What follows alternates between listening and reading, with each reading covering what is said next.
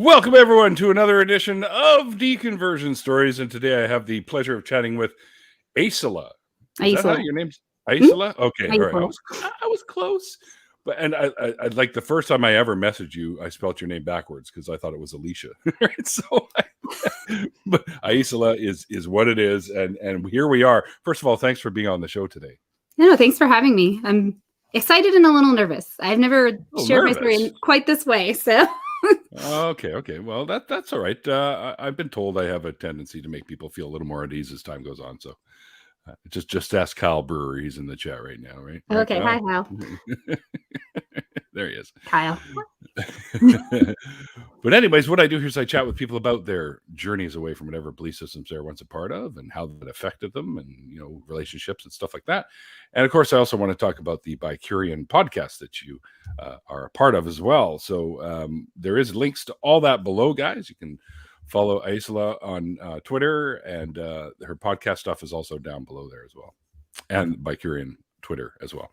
So check it all out, and stalk her around on Facebook or Twitter. Yes, definitely stalk me on Twitter, not Facebook. What do you like? I don't really do the Facebook thing anymore either. I pop in once in a while just to see how people are, but that's about it. Anyway, so why don't you kind of take us on that journey, from your youth and being in whatever belief system you're a part of, and how those dominoes fell and you found your way out.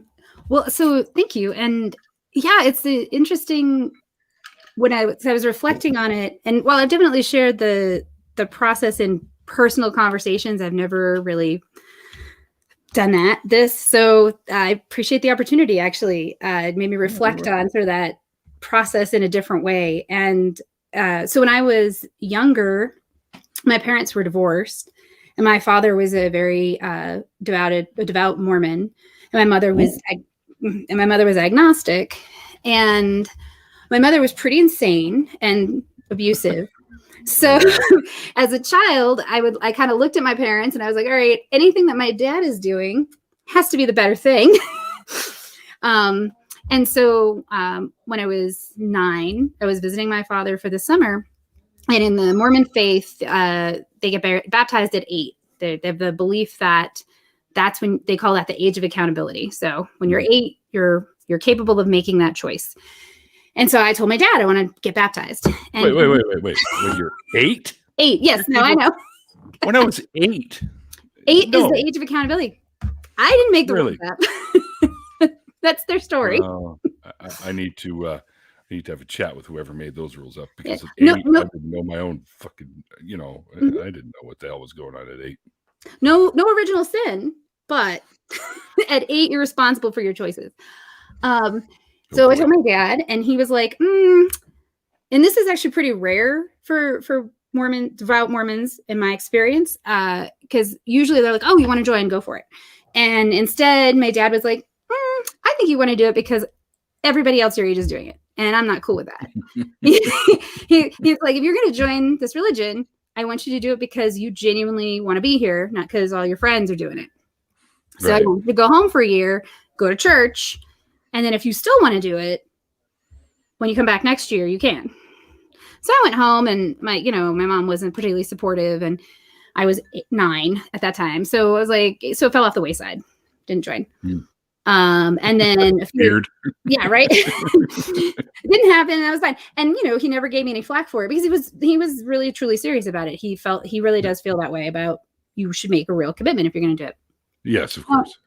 And so then when I was 12, I was visiting him, and I had, and my sister picked me up from the airport, and she took me out to a park, and my purse got stolen, which had $30 in it, which was probably the most money I'd ever seen in my whole life at that point.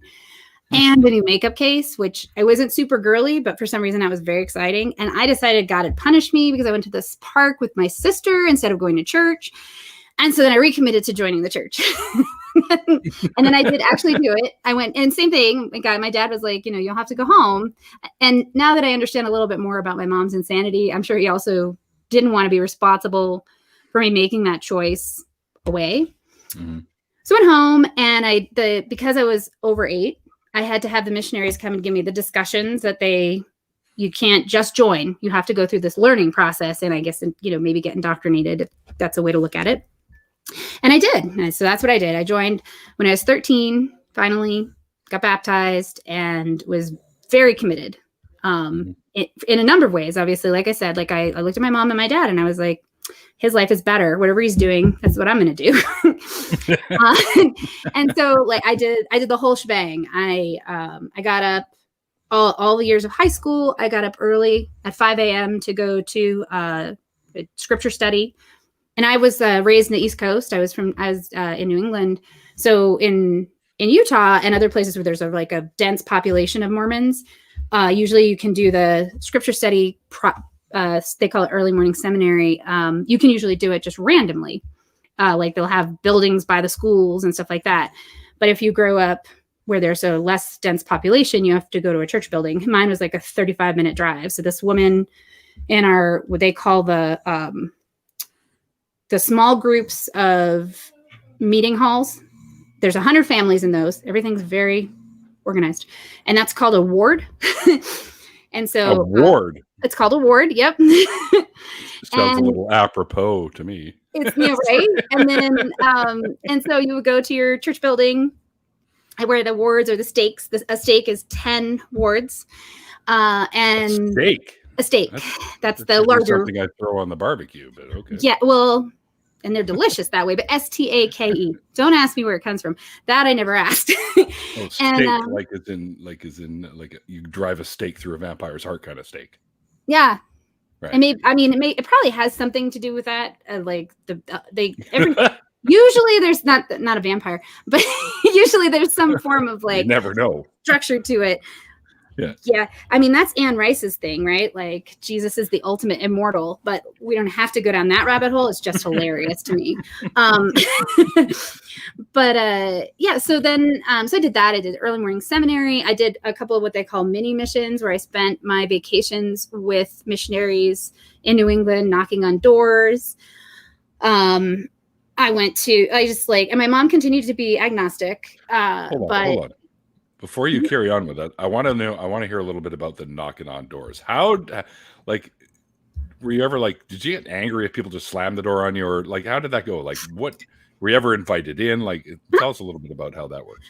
Sometimes. So I did it twice, and I did the 1 week things. So basically the missionaries, when they get, and I don't know, I know they've changed some things, but when I went, it would be 2 youth because you always have to be in pairs when you're in a mission. You never really get to be alone. And safety factor, anything, right? Yeah. It's harder to get sin if you do that. Although, funny fact, no, I'll tell you this remind me later, and I'll tell you a funny story about a friend of mine's mission and being in pairs. Yeah, so you're always same-sex companions. They call them your missionary companion. And so you go live with them, and you live in that world. You have to, women at the time, I think probably still have to wear, dresses, and you have to dress modestly. Like this wouldn't pass muster. My shirt would have to be up a little bit higher. I think my sleeves are okay. And then you can show elbows.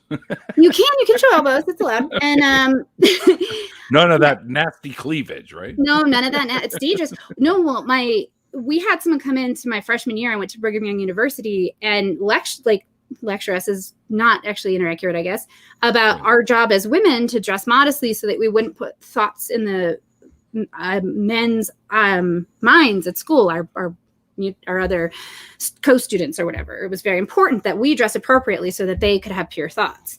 Let me just confess for all men out there right now, it doesn't really matter how you dress. If we're going to have lusty thoughts, we're going to have them regardless of what you're wearing. One would think that's the way of it, right? And yet they still did a great job of really indicating who's responsible for behavior, and it's definitely not the men. Yes, it is. So in the real world, that's true. Yeah. I would agree with that, but it took me a little while to unwrap that. And some of it, like I said, my mom was pretty crazy, and she definitely supported all of those beliefs. Partially because she liked how controlling it was, I think. And and in a lot of ways, I would say the abusive nature of my relationship with her really primed me to be in what I, at this point now, consider to be sort of a different kind of abusive relationship. And at the same time, at that time, it provided me with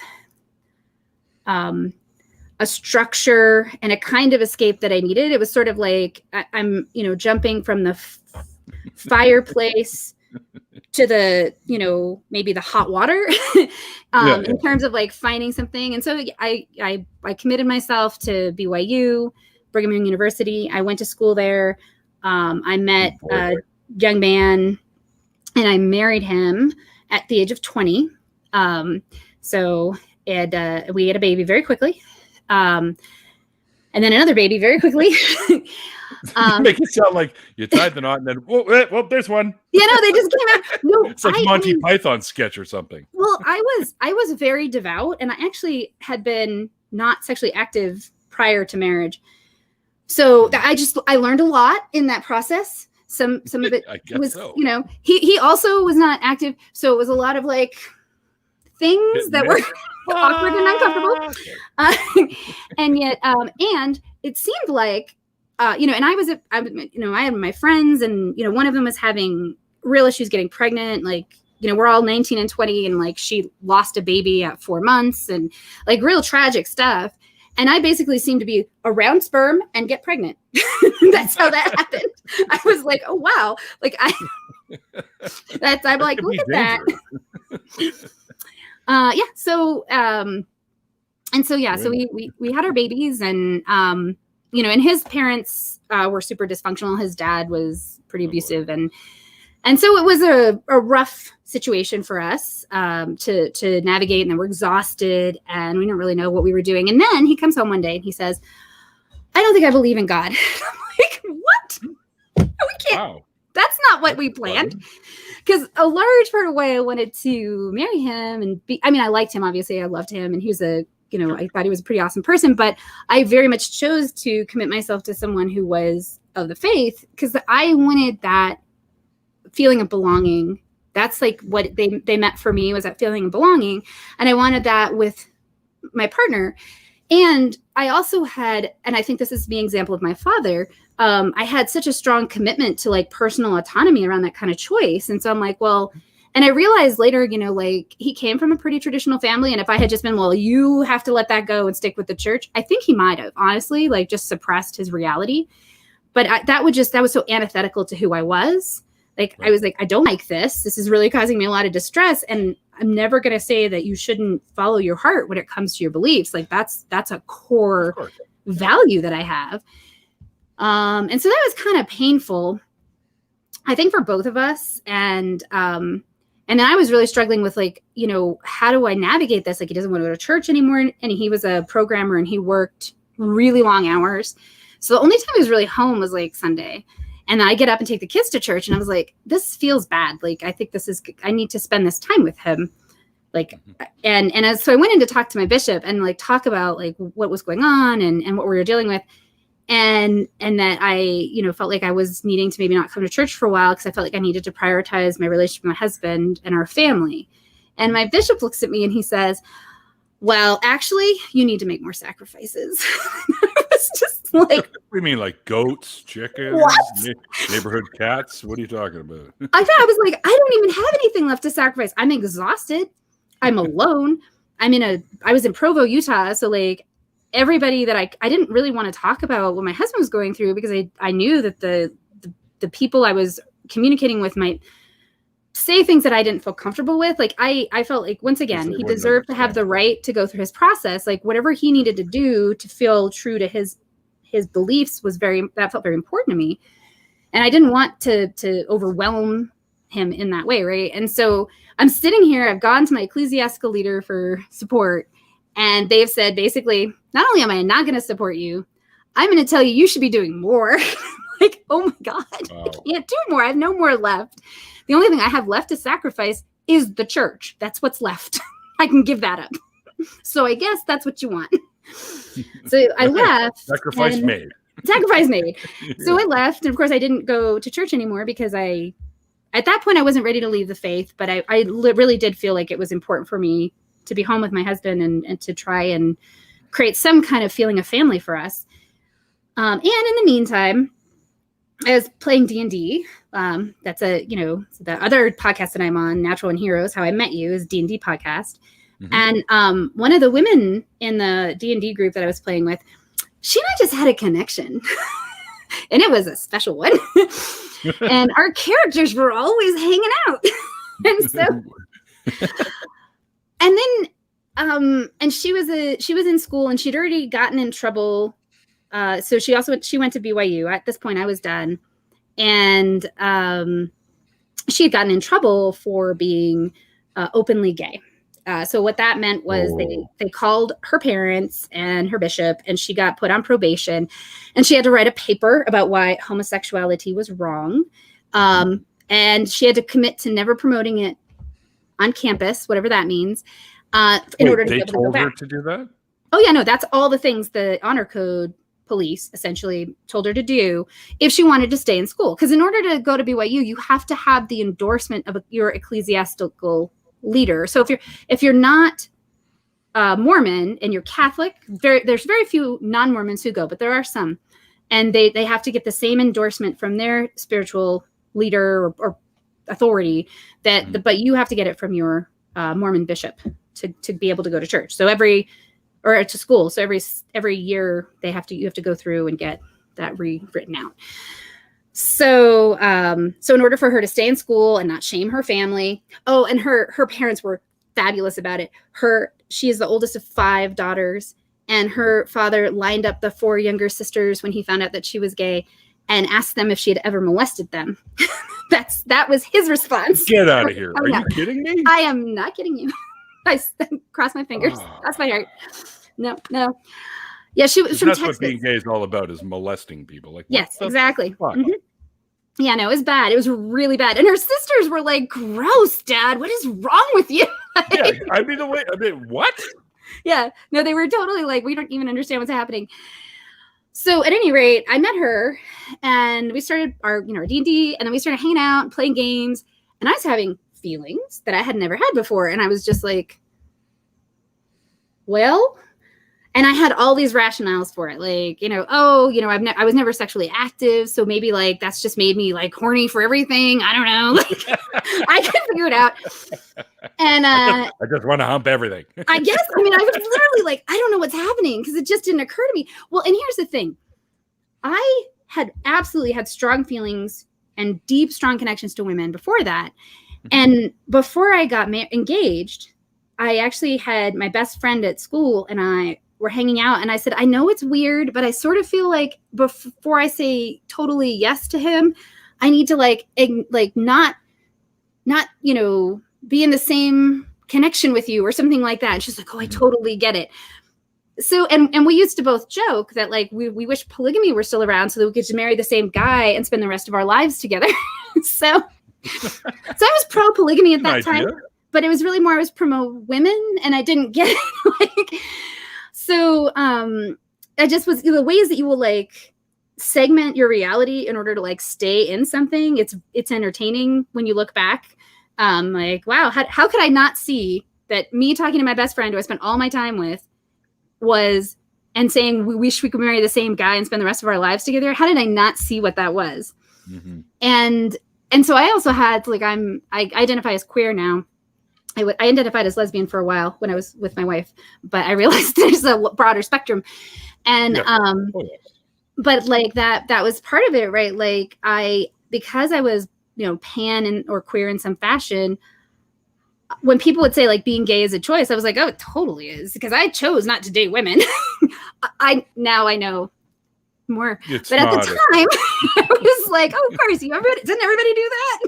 No, actually they don't. No. So at any rate, so she and I developed this feeling, and then she was obviously nervous of getting in trouble again because they would kick her out, and then her family would have been a big deal, right? So she found this movie, and she's like, hey, can I watch this at your house? I think it's a gay movie. And I'm like, sure, why not? I'll watch a gay movie with you. So she rents the movie Bound, which is the first movie done by the Wachowski siblings. And we're watching it on my couch. She was sitting on a separate couch, thank the gods. And we're watching it, and there's this moment where Jennifer Tilly walks out of the elevator, and they're like, camera on her ass, and I all of a sudden this like whoosh, and I'm like, oh shit. Only I didn't cuss back then. So it was more like, oh, what's happening? And I understand Jennifer Tilly's ass, right? I get it. Right. And so we watched this movie, and normally like we'd hug goodbye. We did not touch. She was like, as soon as it was over, she's like, okay, I gotta go. And I'm like, bye. Go. I don't know what to do with that. And then a few weeks later, we went to an event, a SEA event down in Arizona called the Estrella War. It's in February. It's this big reenactment. And we went with a bunch of Mormons, but she and I shared a tent. And after that, I was like, oh God, everything in my life has changed. And so I, get home, and I told my husband what had happened. And I will. I love to talk. Yes, it's true. I told my husband what happened, and he was like, "What's okay? I get it. I get being horny." And I'm like, "I think it's more than that." And let's work that out. And so then we tried therapy, and I was just like, I think this is where I'm at. And so we separated. And that's when I left the church. But it took me a while. I actually trying to remember the name of it. Religioustolerance.org at the time was a website. It was the first nonprofit I ever gave to. And it's these 4 folks from Canada who are of different religions who would write out different things about religious beliefs and religious systems. And Sure. I started reading that. And that's one of the things that really helped me to like get past some of my hangups around it. Like leaving the church was because it was really hard for me. I mean, I had at that point been in for 14 years.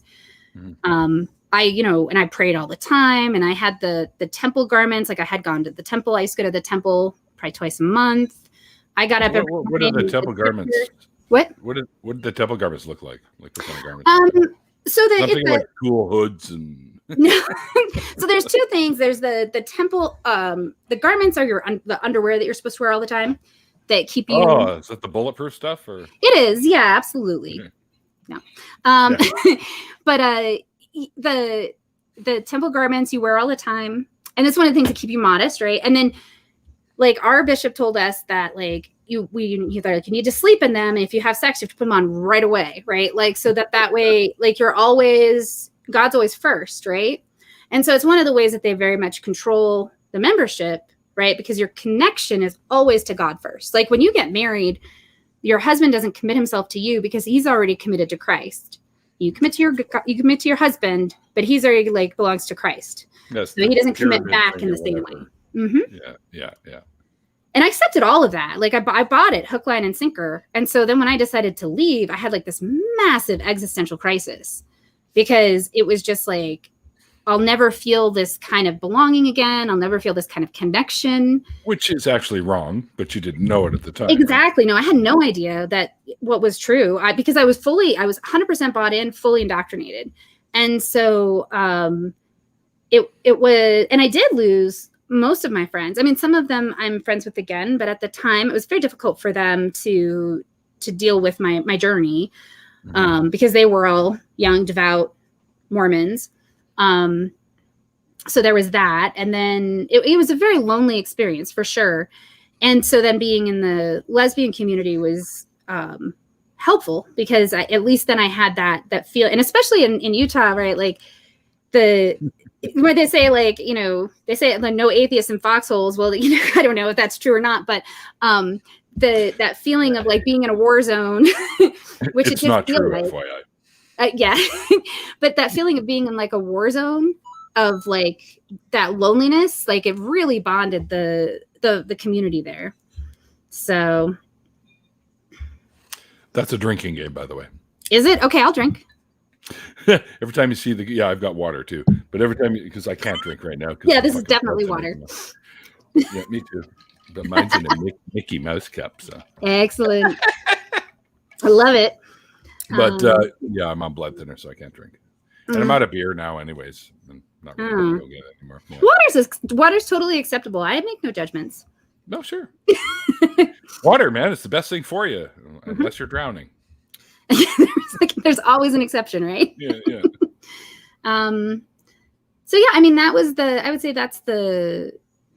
Although on the other, yeah, I think the other piece of it. So when I left, I kind of like sat down a little bit like you were saying, and I made a couple of commitments to myself. One was I would never again let anybody have my moral authority. It's like, that belongs to me. No one else ever gets to say how that works for me. Exactly. And then I also committed myself. I was like, I spent 14 years worshiping a male god, and that's got to do something to your brain. So I said, I'm going to take 14 years and worship a female goddess. Jenny. I love it. Thanks, Jenny. No, it does seem fair. No. So yeah, so I did that. I did the pagan thing and was like very committed. And then I sort of evolved from that to kind of doing like Buddhist stuff for a while. And then a few years ago, my kid's dad passed away of an aneurysm. He was only 44. And I was, obviously they were 18 or they were 19 and 20 when that happened. And so they were pretty young. And I was sitting there and I had this moment of realizing I don't believe in any of it anymore. Like, I just don't, right? Like that's all God. I thought I would always have some residual thing because I was very devout. And I was just like, oh, I don't actually believe it. Like, what am I going to say to them? I don't feel like I could say he's in a better place. He's dead. Like, that's just it now. Like, oh, trust me, he's no longer here, so it doesn't matter where he is. He's in a better place. Right? But it was just one of those moments where I was like, I want to comfort them in this pain time for them. Of course. But at the same time, I was like, I'm one of the other commitments I had made to myself when they were young was I wasn't going to lie to them ever. Like, if I took them into the doctor and they were getting a shot, I was like, this is going to hurt. It's going to suck. And then it'll be fine. And you just got to deal with it. Like, I never said it's going to be, I just never wanted to do that. And similarly, like, my son was always an atheist, actually. He got suspended from first grade for advocating for his beliefs, which I was really like, wow. Yeah, no, some kid freedom of religion, unless you're an atheist. Freedom of religion. No, some other kid was like pushing him and everything. And so, and he, at any rate, like, but so it wasn't out of their wheelhouse for that, but it just had that moment of like, oh, I'm supposed to provide them with some kind of comfort here, and I don't know what I could say other than that I'm here and I love you. And focus on your memories, I guess. What else there is? It's really all you can say. He's no longer suffering with any pains he may have had, and that's it. Yeah.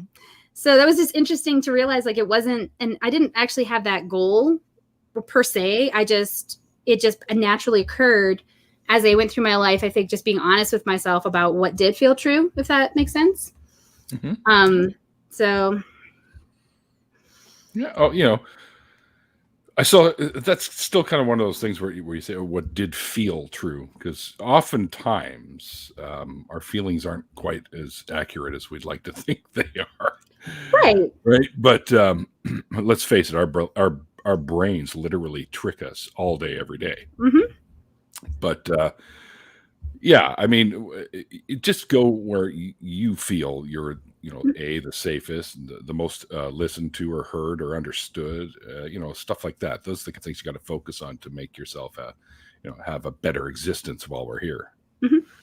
Right? Well, and find good people that are like that too, right? Yeah. Well, and that was why when I did the pagan thing, one of my analyses of the situation was that, I had a lot of rituals over the years that brought me to a sense of peace through that but I developed them, right? Like, the first time I prayed, I didn't feel a sense of peace, right? The first time I went to temple, that didn't happen. It was something that I learned to associate with that. And so my feeling was, I can learn other things. I can associate other rituals with that shortcut, if you will, sure, to a state of mindfulness or relaxation, whatever, attunement, however you want to call it. And I did like how that felt. I liked what that did to my body. I liked how the grounding feeling that I got out of doing those things. And so I was like, I'm confident I could recreate that if I come up with something I do consistently. And I did. It was completely, you can, as you said, you can train your brain to do anything. So I trained it to get the same result from a different set of rituals because I wanted that for myself. Right. I do the same ritual every morning. I, get my coffee so I don't kill people. Right. Thank you. And I appreciate that. Thank you for not killing people. Because I'll tell you, I deal with a lot of stupidness every day. But I guess we all do to some degree. But yeah, so me having a couple of cups of coffee in the mornings saves me from having to go to jail for murdering idiots. Well, I also find that other people are easier to be around when I am well fed. Yeah. They're less irritating. Yeah. So, well, and then I spent 13 and a half years working as an LGBTQ activist. I ran two community centers, one in Tacoma, Washington, and one in Boulder County. And because of my background, I was actually really good at like having religious conversations and dealing with the people who thought we were terrible. And that I no longer can do this, but for the 14 years I was in the church, I was studying the Bible every day. I read six chapters of scripture every day for 14 years. And so I could quote chapter and verse. So like I'm sitting there in my dykey outfit and I'm like, blah, blah, blah, but God said this and blah, blah, blah. So that always felt kind of good. I bet. I was like, I could use my powers for good. Yes. Yeah. With great power comes great responsibility. Something like that. I mean, yeah. Thank you, Spider-Man comics. But so when you finally were freed from all that stuff and you ended up calling yourself an atheist, how did that affect like your day-to-day relationships with the people that you had in your life?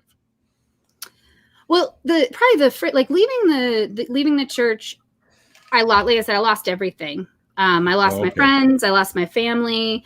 Some of them came back. And I was in Provo, so I lost my community. I had the lesbian community, but most of the lesbians they didn't have kids. And that makes you a little bit like I couldn't just like go party. I was like, I have babies.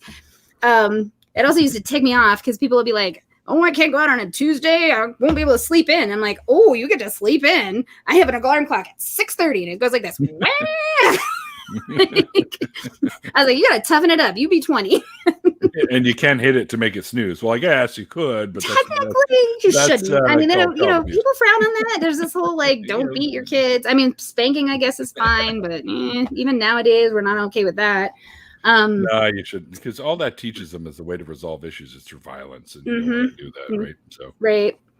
So, but yeah, so that and so like by the time I got to this place of like not having that belief in God anymore, pretty much everybody in my life these days, that's just not something they're going to have any kind of issue with. Like when I went through that process of leaving a church and becoming, at the time a lesbian, you'll love it. I should have a warning label. It's true. I think we should all have one. But if I wrote it, it'd probably not be as helpful. I don't know. My kids said like basically, they were like, if my mom ever is gonna like give you a lecture or offer to like beat you, take the beating because her lectures are hard. Like, thanks, son. Beating's over quick. You go, you heal, but the lectures are forever. Yeah. So, but yeah, so that, I mean, it did like, I think it would have been the same if at that time I had become, come through the process more quickly and been an atheist at that time. I think it would have been the same cost as leaving and being lesbian. It was just too much. And then I chose not to go see my family back east, who probably would have been more accepting, but I just couldn't handle any more loss. I was like, if I go back and they reject me, I don't know if I'll be able to handle it. Like I've already had so much rejection and I feel so alone. I need to like gird up, and get through it. So. Well, what about nowadays? You probably don't feel as rejected now. I guess you've probably got a circle of people around you that are. Yeah, no, I have a really great community. Some of my friends from college have left as well. And so we are in touch and that's kind of sweet. And some of them haven't left and just came to a place of being able to embrace me where I'm at. And so that was really sweet. And it's one of the things that has helped me to stay. Oh, Mikey, I love you. I have Mikey and Jonathan and Jen, my podcast crew, and then Eric, my Bicurian podcast partner. Yeah. So yeah, I have a small, and my best friend, my best friend Julia, I've known for 20 plus years. I love her so much. The Mormons came in to her work like 15 years ago, and they were like, and she'd known me long enough that she knew some of the words, like she could speak the code. And so they were finally like, "Are you a member?" And she's like, no, I'm not. And they were like, "Well, do you want to learn about the church?" And she said, "Well, my best friend went gay and you guys kicked her out, so I don't really have a good feeling about you." Yeah. Awesome she came up and told me about that. I was like, "Oh my God, you're my hero." Best friend of 20 years. I've really only known my best friend for a couple of years now. Yeah. Then like I have friends all the way back from my junior year of high school, like 31 years. And that's been great too. Like having some of those folks throughout the time, stay close to. Yeah. So yeah, so I have a great community now, and neither of my kids are religious, so that's hopeful. That's good. They didn't catch it. Yeah. It's like the mosquito that brought religion tried to bite, and they went, "Nope, fuck you, get out of here." And I'll share. I haven't ever shared this publicly because it's a new revelation for me, which is that like I used to really have and it would irritate the shit out of my son, because I'd say, "Well, you have to try and understand where people are coming from," and he he's like, "No, I don't think you do," and I've come to really to believe that in a lot of ways, the stories that we have about thanks, Jonathan. I love Jonathan. The stories that we have about religion, or that come from specifically Judeo-Christian religions, are very toxic and damaging. Oh yeah. Like this idea that like the only person who was ever able to live a perfect life is Jesus, who is half God. So you can only be good enough if, one, you're God's kid and you're a guy. And then I'm like, oh, I guess that's why like the religious community will, and I'm not saying this is broad brush, so I'm sure this is not true for everybody in any way, but the tendency in the religious communities that follow that faith system is to believe that people are inherently bad.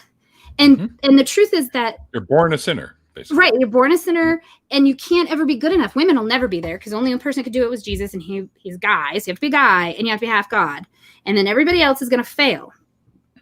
And so, but if you look at like disasters, yes, there are looters and all that kind of stuff. But there's also the people who like pool their resources and go help people. Like, yeah, there's plenty of that. There are plenty of people that are inherently like community oriented, decent human beings. Right. And they see their neighbor like, so this, but I feel like because this belief system teaches people that they'll just never be good enough, they kind of live down to that. Right.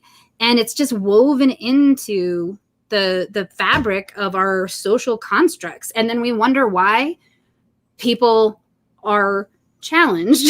It's just like, well, I can see how this maybe helps to, and then we've got stuff like Santa, which I love the story of Santa. But then I'm like, well, it's kind of like Jesus or God light, try to be good enough in some way, and then you'll get a present. And yeah. It's the same MO, really.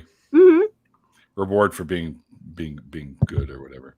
Yeah. And so it just preps people for this constant idea that one, they're not responsible for themselves, that somebody's going to randomly reward them for, some, and okay, sure. That's great in some ways. And what if we had a different way of doing it, where we just maybe believed in people and took care of them? I don't know. How would that go? What would that society look like? I'd like to know. Yeah, exactly. Jane nailed it. Extortion, pretty much. Yeah. Extortion, exactly. Yep. One word says it all. It says it all. Yeah, I mean, I do things for, before I even say that, I've fallen into a great bunch of people that you'll meet some of them. Of course, you've already met some of them. Like Mikey, who's the best friend I was referring to that I've only known for a couple of years. And my other best friend just showed up into the chat too, which I've also only known for a couple of years now, and that's Randolph. But these are great folks that do things like me because they want to and don't expect anything in return. Right. They just want to make someone else's life better. Right? And it's very rewarding.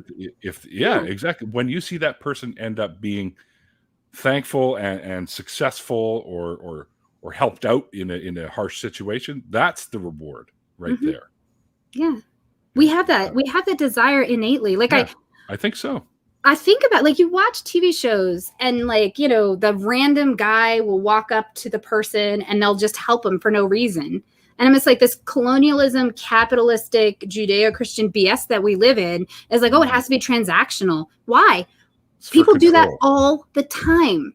They're always going out of their way for others. And I mean, not everybody all the time. And you don't have to. Just some, often, like when you can.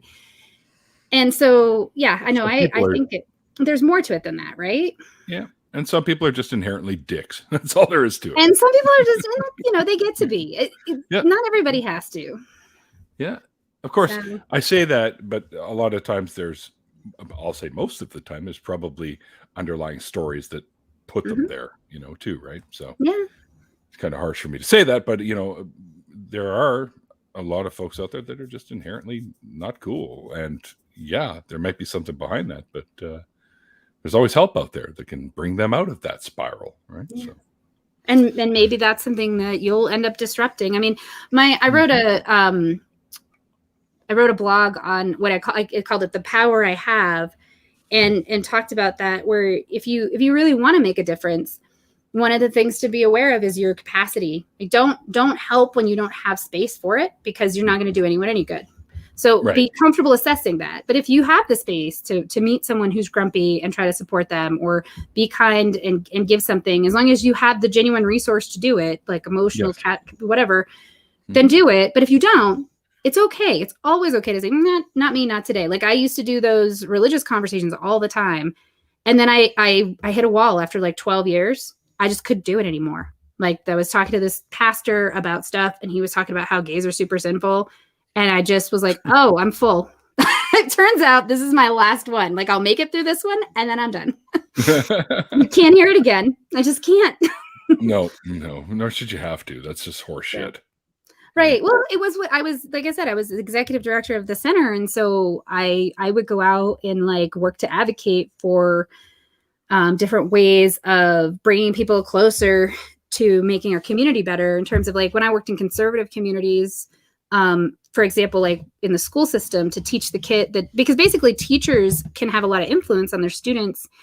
And so teaching them how to, like, be more accepting and bring more, because we love you, Mikey, be more accepting and bring their gay students into the situation and to support them. Because even those teachers that wanted to support them didn't even always know what to do. So we kind of help guide them in that.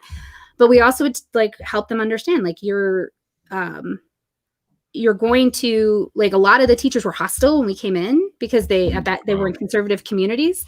And we're like, look, you believe what you want to believe. That has nothing to do with this. This is about you being a better teacher. We're not here to tell you we think being gay is right or wrong. Obviously, we have an opinion. It's probably different than yours, but we don't even have to talk about that. What we want to talk about is how to make your classroom a better classroom and your teaching more effective. And we just really focused on those practical skills. And it was interesting because most of the teachers responded in a very positive way to that, because they could, but you have to be able to receive some of that negative stuff to get people to the point where they actually hear what you're trying to offer them. So it's horseshit. But as the leader, I felt like that's kind of my job. I'm on the front lines, right? It's my job to take this on. Right up until I was like, nope, not anymore. Done. Because they'll see that even though they might be being negative towards you, you're still listening to them. Yep. And giving them a chance to talk, however toxic it may be. And then when you respond, they'll be more inclined to give you the time to state your piece as well. And maybe together you can actually understand each other a little bit better, and things will improve because of that, right? Yeah. And as long as the situation, changing minds all the time. Yeah. Right. One step at a time. Yeah. Speaking of that, why don't we talk a little bit about Bicurian, the podcast? Like, tell us how that started and how you got involved. Like, were you there from the get-go, that kind of thing, with Eric? Yeah. So, I conceived of it actually a really long time ago when I was working in the gay community, partially because... I like the name, by the way. Thanks. I made it up, and I bet you can guess what I made it up from. Which is okay. So I took Epicurean, which is that, like, philosophy of sensualism, right? And then I smooshed it together because the concept for me was about learning to accept those places where we meet that might seem contradictory. And it did actually start with Christianity, or faith, I should say, and being gay. I met so many people, both in Utah when I left the church, and then over my years running this Two Sinners, that really struggled with that impossible choice. Like for some people, faith is just part of who they are. And that feeling of I have to choose between, having a companion or the possibility of a companion and following this faith that is my family, my community, my culture, whatever it is. It's a stupid choice for someone to have to make. And it causes pain no matter what. And the gay people who stay in the church aren't really necessarily better off. And the ones who leave, whatever their faith situation is, then a lot of times also, because frankly, especially Christian churches have been so horrible to gay people. If a gay person is openly Christian, they get a lot of pushback from folks in the community, which is understandable, and still a lot of pain. And I was like, gosh, all this seems ridiculous because it's a false choice. You can be gay and Christian. They are not necessarily contradictory, but we want people to be in these little boxes. And so it got me thinking about that. And so Bicurion was ultimately conceived of, for me, I was like, the pain that people inflict upon themselves has to be part of why they behave badly in the world. Like you look at like these politicians are the most anti-gay, right? And they pass horrible legislation and then they get found in a bathroom with someone sucking their cock because actually they're gay and they're projecting all of their inner pain on hundreds of innocent lives. Yep. Really bad. So I was like, maybe we can end some of that if we could just find ways to help people see that you can be your whole set. You don't have to kill part of yourself for another part. Right. And so then so what Eric and I will do is and the other thing is we like to promote critical thinking around topics. So for example, we did an episode on guns, and this was one of our earlier episodes, and I did a lot of research because I'm super into that. And, I was like, I'm not pro-gun, I'm not anti-gun, but I am as anti-slaughter. And I'd love us to start talking about that because that's the actual conversation. This false red herring we have over like assault rifles, it ignores so many of the facts because it's a really great way for the NRA to raise money, which is disgusting. And so, but we can so we try to take on like these different topics and talk about them from a non rhetoric based approach so that, we can bring those different facts forward for people, especially for people like for the guns episode, I honestly probably did like 6 hours of research on all of these different data points to summarize it into something that would be actually useful as opposed to this constant BS that we get like inundated with. I have a friend who's a gun owner, didn't tell me for the first year we were hanging out because was terrified that I would like freak out. I'm like, do you kill people with your guns? And I'm like, no. Okay. Do you let small children play with loaded guns? He's like, no. And then I'm like, why would I care? I don't even understand why that has anything to do with me. I like guns. I don't own any personally. I have in the past. I had a little 22 shotgun as a kid, but teenager. But I don't own any now. I think they're fun to play with. When I lived in Israel, I got to shoot all kinds of automatic weapons and stuff like that. Oh, hang on. There we go. Coins. There we go. Coins. Oh, we have to drink. Well, we don't have to, but it's part of the game. Well, I do. There you go. And I think people should be allowed to own guns if they want to, sure, as long as they're doing it safely and respectfully. And right. However, I don't really think people need automatic weapons. If you want to play with those, then go to a gun range, rent one, and fuck around for the day. There, and get your yayas out right there. Right. But the thing is, if people wanted gun deaths to stop, they would outlaw handguns. Handguns are responsible for something like 40% the majority of suicides and murders. So that's why I say I'm not saying you need an automatic rifle or whatever. Like, I don't have a strong opinion about that. The facts are, however, that they are the flashier, scarier thing, and they're awful. And but handguns are actually the thing that cause the most deaths. Nope, nobody's talking about that. And they're not gonna. Some are somewhere, I'm sure, but okay. No, they're concealable, right? So they can come out as a surprise, boom, and that's it. Yeah. It's all over, right? Whereas you got an AR-15 strapped over the shoulder, that's a little bit more obvious. Right, everybody can see that. And probably a deterrent too, in some cases, I'm sure. But yeah, it might be. I mean, that's like I mean, we had a situation in Colorado a few months ago because they were talking about like the Good Samaritan stopping the gun guy. And this guy went into a place and he was shooting people, and a Good Samaritan shot him and killed him. And then the police came and shot the Good Samaritan. And they like, I was like, that's bad. Shit's so fucked up. That is very bad. So at any rate, Bicurion is about like bringing those kinds of conversations forward. And so we've had everything from shows on DC versus Marvel. Nice. What's better? And we've had like my favorite comic book artist, very entertaining. We had him on, but he talked about like his ability to write entertaining stories that are also deep. Who's your favorite comic book artist? Oh, Terry Moore. He did Strangers in Paradise. If you're not familiar, check it out. It's amazing. He's doing an art auction at the beginning of October with Naughty Pictures, and I am so excited. I'm like, he's been releasing them on Twitter, and I'm like, I want that one, and I want that one, and I want that one. I can't get them all, I'm sure. They're gonna go on auction. I got like one. I've got them figured out. This coins shit comes in waves, I think. So there we go. Another hashtag coins right there. Geez, I had quite a few favorite comic book artists. Everyone from like George Perez to Chris Claremont to Jack Kirby, one of the classics.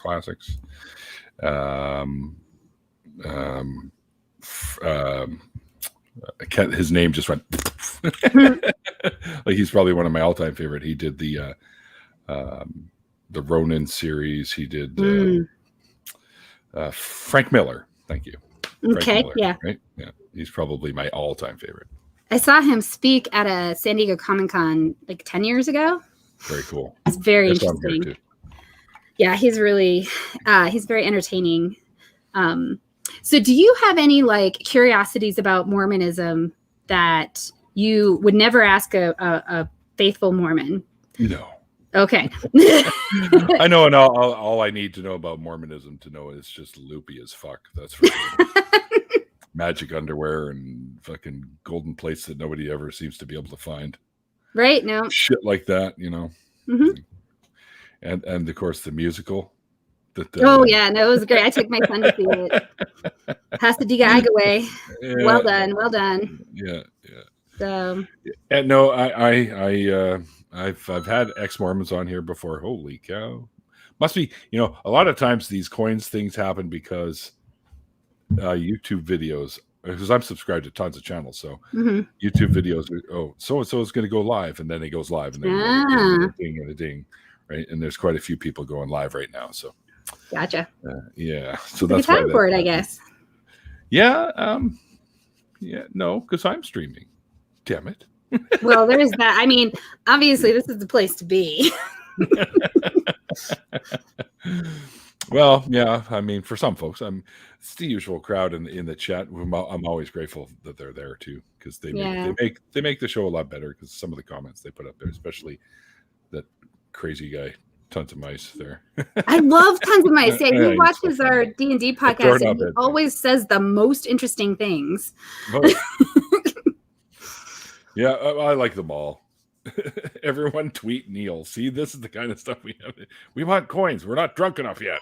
That's right. See, there we go. Look at that. Jeez. I like it. I like it. I'm just going to do a bunch of preemptive coins so that there you go. Okay, guys, I'm ready. Shots. There you go. There's a half a dozen of them right there for you. Mikey likes it when I drink too much. What does he? David keeps putting mushrooms, and I'll never understand why. I know that has something to do with Mario. Oh, because of Mario, right? Like when he would jump, he'd get coins. Yeah. And he looks like a mushroom, or there's lots of mushrooms in it. I don't know. David, you have to tell me if I got close. Otherwise. I think you're right. And I had the same idea, too. But I thought the mushrooms made him grow bigger, and that's do. Oh, they do. Yeah, no, that's true. Hello, Simos. I got it. Thank you, David. I appreciate the validation. So what would you say would be one of your more memorable guests that you've had, other than the comic book artist? Because that's pretty fucking cool right there. Yeah, no, that was a super awesome. I managed not to fangirl out, which was pretty awesome. And That's how I felt when I had R&R on the show. And yeah, Seth Anders, and then Matt Dillahunty, and Anthony Magnabosco. I try my best not to fangirl out on him. So, I mean, I guess it's probably okay, but I was like, I need to be careful, at least it's over. I don't know. I've had a lot of really amazing guests. One of my favorites is probably Nita Mosby Tyler.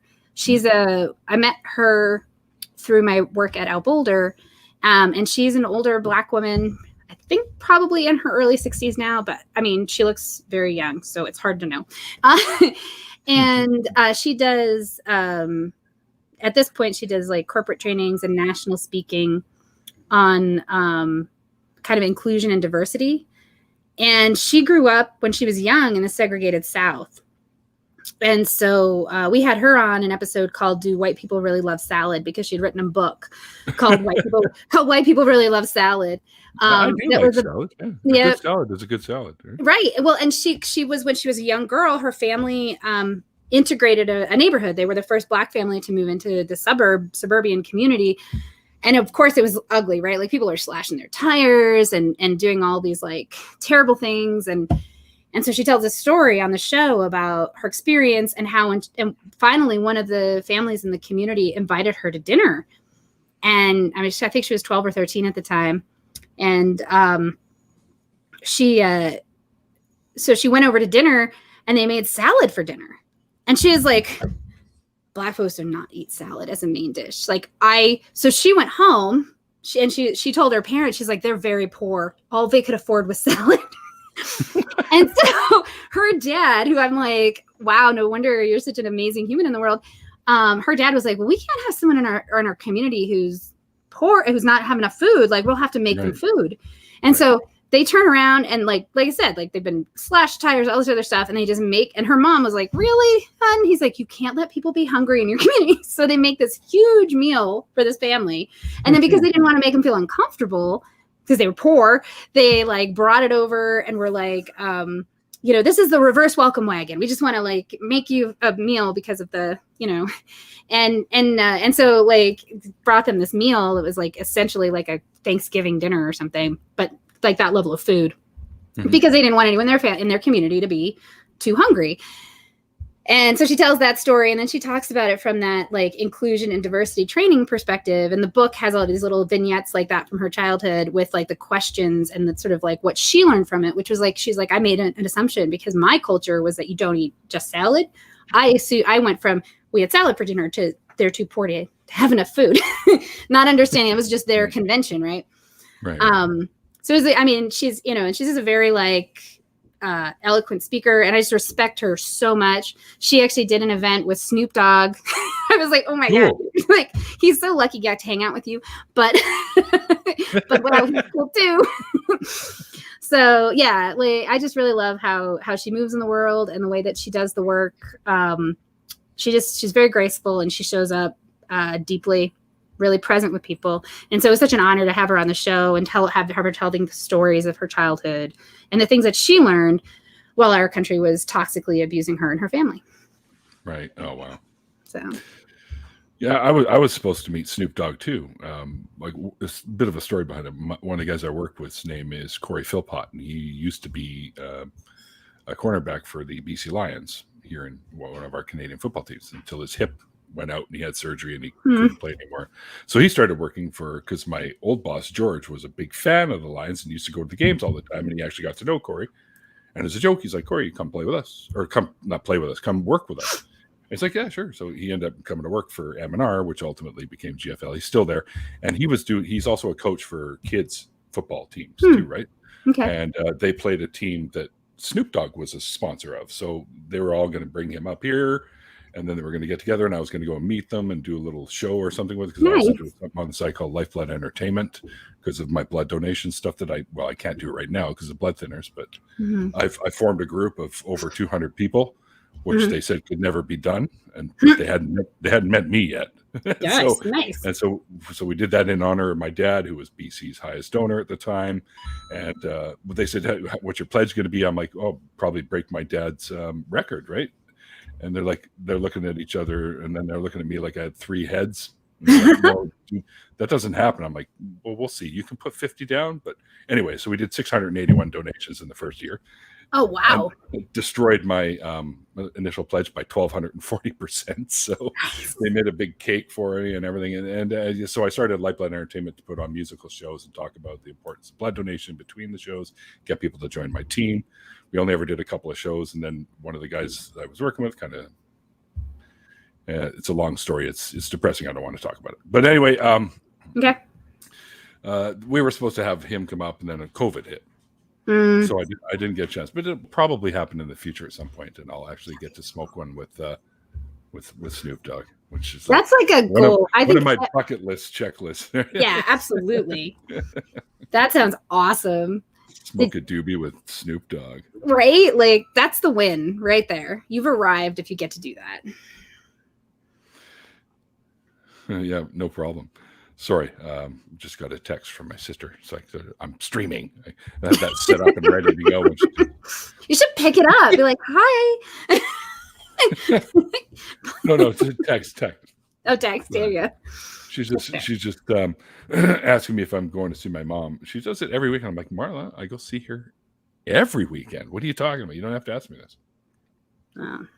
Her ritual now.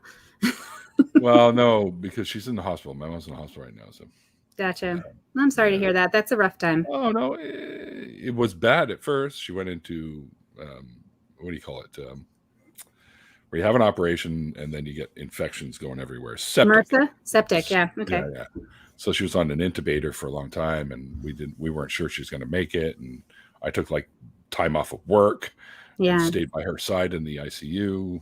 That probably made a big difference. Yeah. She couldn't talk, and she had to give a little whiteboard she could write on when she wanted to talk and stuff like that. But they had this little chart with letters and stuff, like a keyboard. And she's like, couldn't even focus. I'm like, this ain't gonna work. So I got a whiteboard and just had to write stuff down. But she has problems writing too. But that's all right. But anyway, yeah, because there's a ton of shit behind all of this. But yeah, there always is, right? Well, she was originally left-handed, but she tried to take her own life many, many years ago. Almost succeeded, and she basically cut all her tendons. So she has to learn to write with her right hand, and even to this day, it still looks kind of shaky. But she's a lot better than when she first started. But anyway, I'm there for her all the time because she's mom. You know, I was pretty lucky.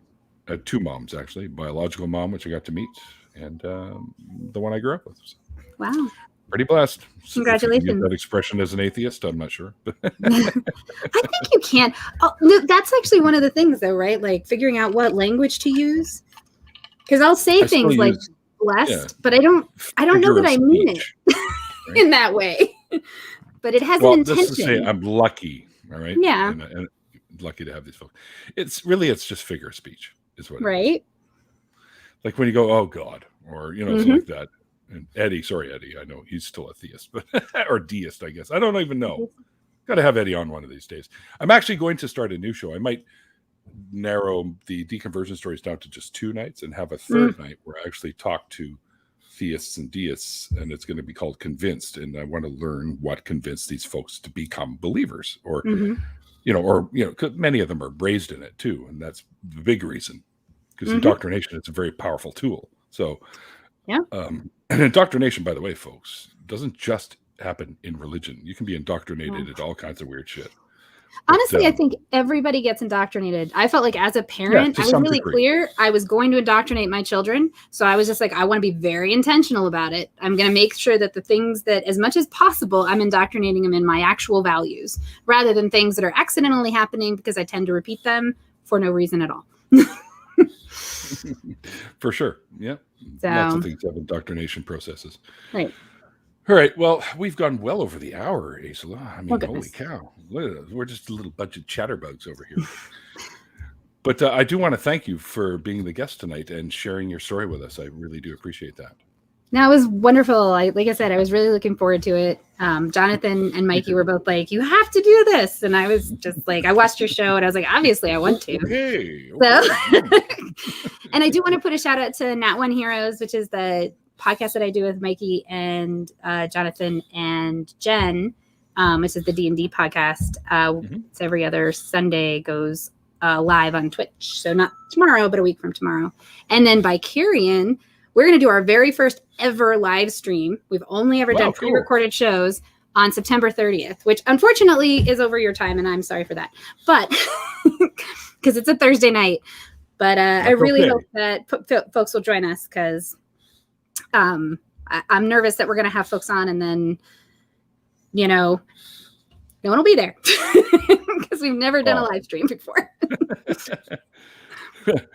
Well, that's great. I mean, if I'm able to, like maybe in between the two, because we'll always take a bit of a break in between the interview and the after party, which we're going to do. We are going to do an after party. I know you got a few folks that you would like to have join. So I know the Nat One crew is going to hang out. They've already spoken to me as well. Oh, she hit the wrong button. Guarantee you. It's happened before. She'll come back in real quick. But while we're waiting for you guys out there in the chat, there she is. Look at that. Hit the wrong button. I don't know what happened. Folks. I'm sure it was user error. It was God. He came down with, I got to put an end to this shit. Would not do that. But anyways, thank you everyone in the YouTube chat and the Twitch chat as well. I appreciate you guys going over to Twitch and you can watch through both of them and have both windows. It helps me get affiliation a lot sooner when you do that. So thank you all for that. Of course, my awesome, fantastic, I'm up to 20 patrons now, which is amazing. And that's awesome. I appreciate each and every one of them. You don't have, I think my maximum is $5 because really it's just a little bit of cash that helps me keep this going. And I appreciate everything that they do for me. And eventually, guys, we will get stickers out to all of you because I got tons of them. And we just need addresses and stuff like that. And then I'll get on that. Mikey can tally them up for me because it's part of his job. So, and then I'll get all these stickers out to everybody. But thank you all. You guys really do. You are the bread and butter of the show, and you keep it going. So thank you very much. It was nice to meet you all. You'll see some of them in the after party for sure. That'll be fun. Yeah. So anyone that does want to get involved, please let me know through Twitter or Facebook and or email. My email is down in the description box. If you don't have either of those and you do want to be a part of it. And a couple of quick reminders here that Randolph and myself are starting up our own call-in show eventually. It's happening. The studio is being built now. It's called True North Talk, and you can find out more at www.truenorthtalk.ca. And they have the links to the YouTube channel there, so you can go over and sub right away so you don't miss the launch date when we do go live. Then another reminder that I am, and with a bunch of fantastic, amazing other folks that are now co-hosts of the revamped and relaunched nonprofit show, which airs at 3 p.m. between Talk Heathen and the Atheist Experience, the other ACA products.